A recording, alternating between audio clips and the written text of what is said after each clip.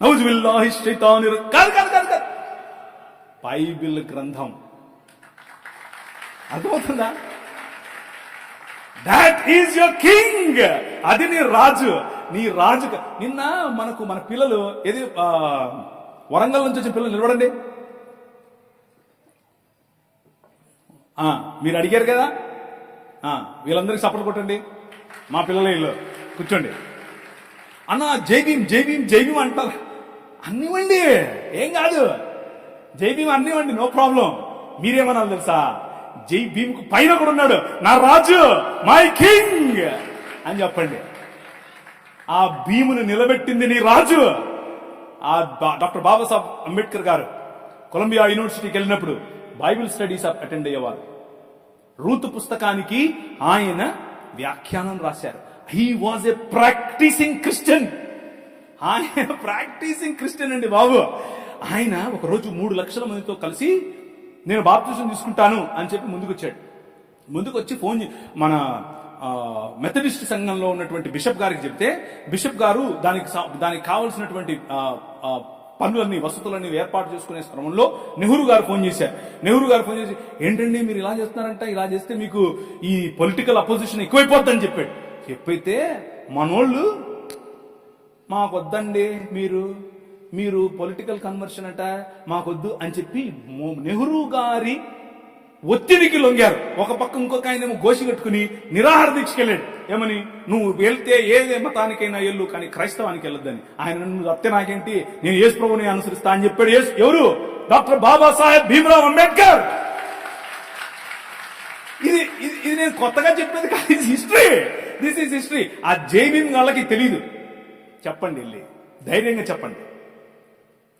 ఆయన మనము కాదంటే, మనము చీత్కరిస్తే మేము మిమ్మల్ని ఆహ్వానించము అని చెబితే ఆయన అన్నాడు, నువ్వు ఓడరా నన్ను ఆహ్వానించేది, నేనే కొత్త మతం పెడతానని చెప్పి బౌద్ధంలోకి వెళ్ళి బౌద్ధంలో కొత్త మతం స్థాపించాడు. ఆ మతం ఏంటనుకుంటున్నారు? క్రైస్తవమే. బౌద్ధంలో కులం ఉంటుంది. బౌద్ధంలో అనేక రకాలైనటువంటి, ఇప్పుడు వజ్రయాన తీసుకోండి, మహాయాన తీసుకోండి, హీనయాన, అన్ని యానాల్లో కూడా వేరు వేరు మత సంబంధమైనటువంటి పనులుంటాయి. ఈయన అవన్నీ తీసేసి యేసు ప్రభు చెప్పినటువంటి విలువలతో బ్రతికే ఒక కొత్త మతాన్ని స్థాపించాడు. దాట్ ఈజ్ ఈ రోజు ఉన్నటువంటి భారతీయ నవయాన బుద్ధిజం. అది ఇంకేదో కాదు, క్రైస్తవమే.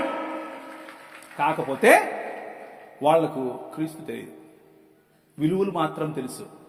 నీ పని యూనివర్సిటీల్లో చదువుతున్న నీ పని. అరే బాబు బానే ఉంది కానీ దీనికి మూలం ఏంటో తెలుసా?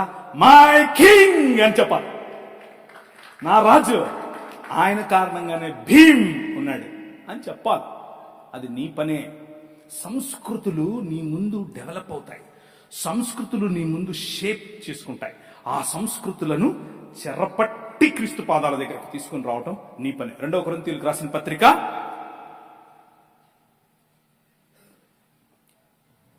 2 కొరింథీ 10:3 నుంచి చదవండి. మేము శరీరధారులమై నడుచుకొనుచున్నను, శరీర ప్రకారము యుద్ధము చేయము. కానీ నువ్వు ఒప్పుకున్నా ఒప్పుకోకపోయినా, నువ్వు యూనివర్సిటీలో ఉన్నా, నువ్వు ఇక్కడున్నా, నువ్వు రాజమండ్రిలో ఉన్నా, నువ్వు హైదరాబాద్ లో ఉన్నా, నువ్వు ఢిల్లీలో ఉన్నా, నువ్వు షికాగోలో ఉన్నా, ఎక్కడున్నా సరే, you are in a war. నువ్వు ఒక యుద్ధంలో ఉన్నావు, అది నీకు తెలియదు అంతే.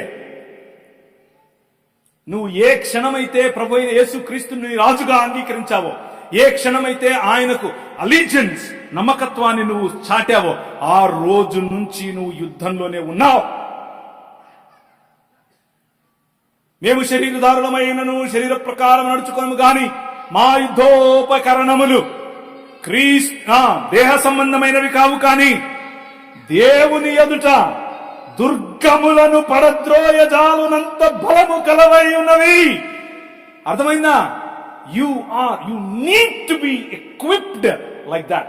ఆ విధంగా నిన్ను నువ్వు బందోబస్తు చేసుకోవాలి. ఆ విధంగా సిద్ధపాటు నీకు కలిగి ఉండాలి.